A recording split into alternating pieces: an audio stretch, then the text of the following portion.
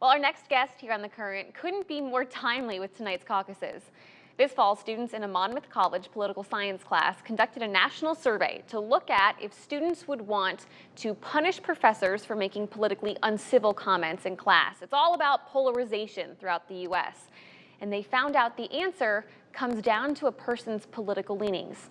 Here to discuss this with us is Professor Andre Audette. Thank you so much for being here with us. Thanks for having me, Shelby. All right, break this down. Why did your students want to conduct this survey in the first place? Well, I think my students were recognizing that academic institutions like colleges and universities and even K-12 schools have become polarized. They've been part of the culture wars battles, political battles. We've got things going on related to transgender rights. We've got things about gender studies, about civics education, how we should teach all these different issues. And so we wanted to know how professors and the comments that they make in class might play into this polarized environment that we saw. And so we conducted this survey to try to see whether people will try to punish a professor for political comments in class and whether it matters if those comments are directed towards Republicans or Democrats. Okay, so what did your students find? So interestingly, we found that Republicans were the ones who were most likely to want to punish the professor, whether that was the professor should lose his job, whether the professor should attend sensitivity training, whether the university should take any sort of disciplinary action against the professor. But interestingly, we also found that Republicans were most likely to say that it was the professor's academic freedom and right to make these comments. Now, that seems a little bit contradictory. How can they both want to punish the professor and say that it's his right?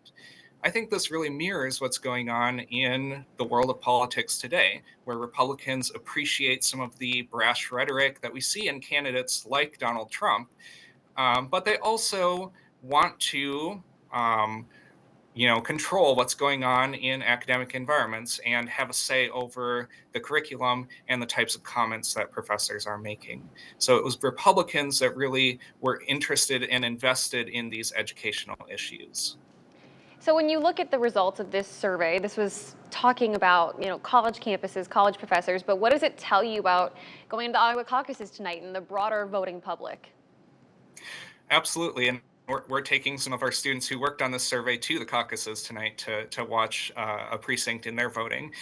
I think what it tells us is that in the Republican Party, educational issues are part of the forefront of what voters are interested in.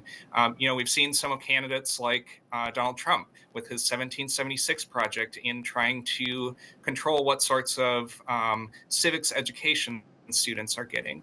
Ron DeSantis made a push with what's kind of colloquially become the Don't Say Gay bill in Florida. So candidates are invested in these issues as well and invested in schools. And so we'll see what that does to Iowa caucus goers, what sort of interest they might have. As was mentioned, I think so far the predictions suggest that Donald Trump has a commanding lead in Iowa, but maybe issues that Ron DeSantis has taken on in Florida might help him out among Iowa Republicans. Well, before I let you go, I'm curious, when you spoke to your students, what did they take away from the results of this survey? Well, I think part of it is just a recognition that, again, these educational institutions are part of politics. It may seem insulating to be in the walls of a college classroom, even in a political science class where we're talking about controversial issues, but it is part of the political landscape today. And so I think my students have a greater appreciation for that. I think they also just appreciated the opportunity to learn how to conduct this academic research and get that firsthand experience, but also appreciated that it could be related to these real world issues that we see going on in American politics today. Well, Andre, I can't thank you enough for your time, and hopefully we'll get that published soon. That's the hope. All right, we look forward to it. Thank you again. Thanks so much. Well, if you at home would like to learn more about this national survey and hear from some of the students who helped make it happen, including some local kids, you can head over to our website and click on As Seen on TV. And